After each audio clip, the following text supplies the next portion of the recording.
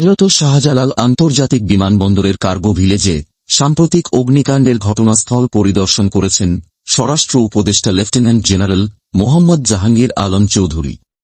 পরিদর্শন শেষে তিনি সাংবাদিকদের জানান, ঘটনাটির কারণ অনুসন্ধানে 4 দেশ তথা ইংল্যান্ড, অস্ট্রেলিয়া, চীন ও তুরস্কের বিশেষজ্ঞদের সমন্বয়ে একটি টিমকে আমন্ত্রণ জানানো হয়েছে। ফায়ার সার্ভিসের ভূমিকা নিয়ে প্রশ্নের জবাবে উপদেষ্টা বলেন, ফায়ার সার্ভিস ব্যর্থ হয়নি। আগুন লাগার পরপরই বিমানবন্দর কর্তৃপক্ষের আওতাধীন 4টি ইউনিট 30 সেকেন্ডের মধ্যে ঘটনাস্থলে পৌঁছে যায় এবং অন্যান্য ইউনিটও 15 থেকে 20 মিনিটের মধ্যে যুক্ত হয়। দাহ্য পদার্থ, গার্মেন্টস পণ্য ও কিছু কেমিক্যাল থাকায় আগুন দ্রুত ছড়িয়ে পড়ে, যা নিয়ন্ত্রণে কিছুটা সময় লাগে। স্বরাষ্ট্র উপদেষ্টা আরও বলেন, বিমানবন্দরে আধুনিক ইলেকট্রনিক গেট ই-গেট চালুর কাজ দ্রুত এগিয়ে নেওয়া হচ্ছে।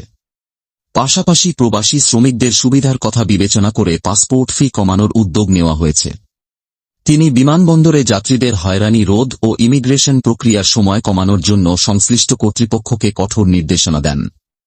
পরিদর্শনকালে বাংলাদেশ বেসামরিক বিমান চলাচল কর্তৃপক্ষের বেবিচক chairman air vice marshal Mohammad Mostafa Mahmud Siddique এবং ইমিগ্রেশন ও পাসপোর্ট অধিদপ্তরের মহাপরিচালক মেজর জেনারেল মোহাম্মদ নুরুল আনোয়ার সহ সংশ্লিষ্ট কর্মকর্তারা উপস্থিত ছিলেন।